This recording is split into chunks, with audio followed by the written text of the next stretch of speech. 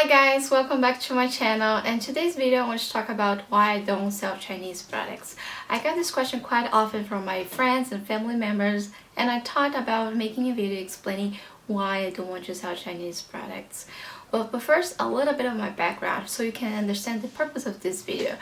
I am originally from Brazil, but I'm also Japanese descendant, and I came to China for my post-graduation studies 4 years ago. Here I met my husband, who is Chinese, and because of my field of study, international trade, my first thought when I came to China was, oh, maybe I can resell Chinese products or eventually export Chinese products to Brazil. But there were many trials on the way. Eventually I changed my mind, and here I came up with 5 reasons that made me reflect why selling Chinese products are not for me. If you like this video, you're welcome to share it with your friend. I post video every Monday, Wednesday, and Friday, so please subscribe to my channel if you haven't yet. Now let's jump into the video.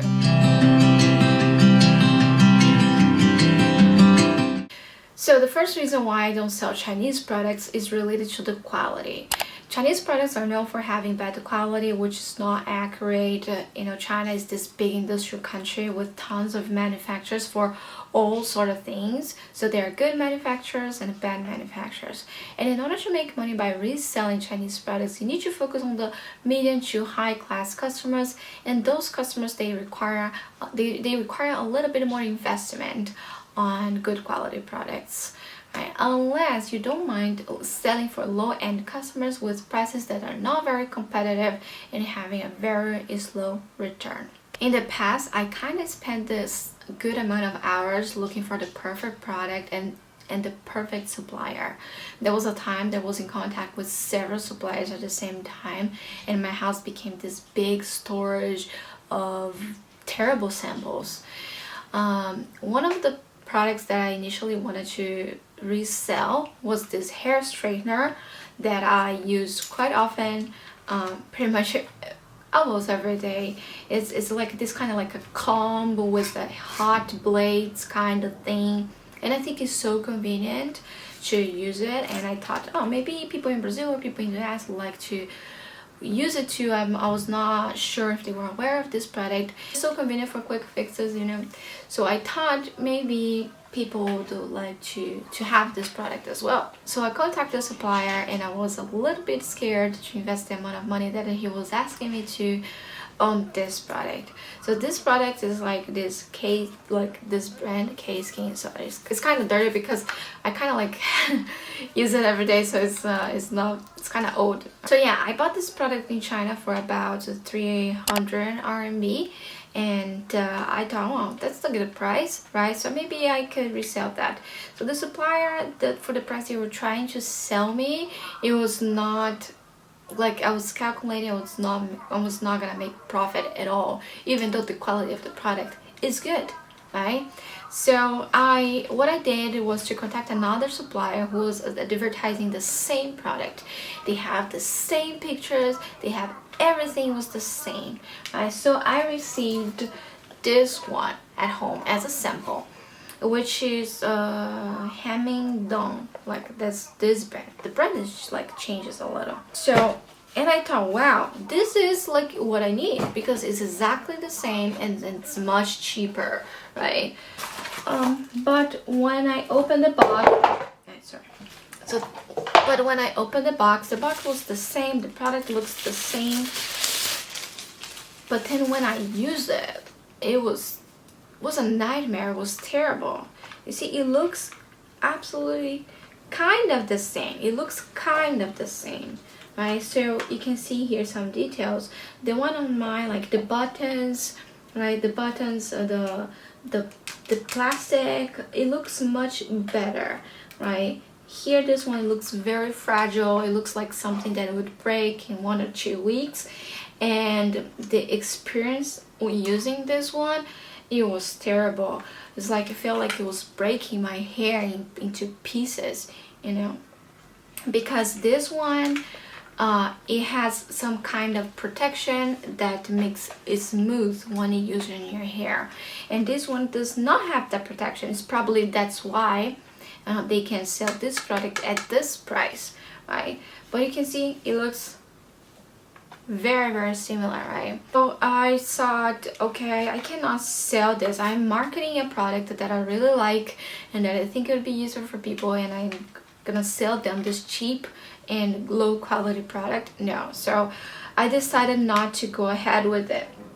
If you guys have interest, they also sell on Amazon by the brand Tmall. So they the same manufacturer for the one I bought in China. I just changed the brand because they paid for the customization. Well, and all of that leads to the second point, which is finding good suppliers in China. That's the second reason I don't want to sell Chinese products. There was also a time that I was selling makeup and skincare products, and I found this group of people that I thought I could build up a partnership with. So their products quality was good, and the price they were offering was fair to what I could afford at that time. But after working some time with them, I had too many of my orders delayed, and sometimes they would not deliver at all, and I have to chase after them to get my money back. So the thing about selling physical products is that you're constantly depending on other people for your business to work. And I think the headache of chasing after suppliers is just not worth it for me. So yeah, I let it go. The third reason, import and export duties. When I first started reselling Chinese products, one of my initial intentions was to eventually export those products to Brazil. Since I have the background in international business as a major and I have worked with it for a couple of years, it seemed like the best fit. But in the process, there were many barriers for people like me. So first, when you import Chinese products from Brazil, there are some products that it has extra taxation on it. So this is actually a Brazilian thing, but they do that to incentive the imports of other countries other than China.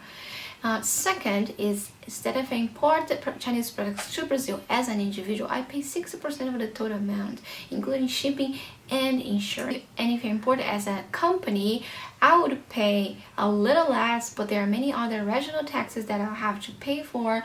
So it got to the point that I was not making any money at all. So yeah, another thing about importing and exporting is the fact that you have to deal with brokers and freight forwarders. So those people, they are so busy, and unless you're not paying them a lot of money, they will not care much about your cargo. So I had the situations where to clear the customs took so long that the cargo came back to China. So, and that made me really stressed. It's like, okay, this is not the kind of stress I want for myself. I don't want to be chasing after brokers or freight forwarders to do their job. The fourth reason is human rights issues. This is a very delicate topic, but everyone knows that China is only capable to supply so many affordable products due to its cheap labor. So I had the opportunity to visit a couple factories before, and it was very painful to see so many workers working in a very dirty environment, and they probably work for very long hours for very low pay.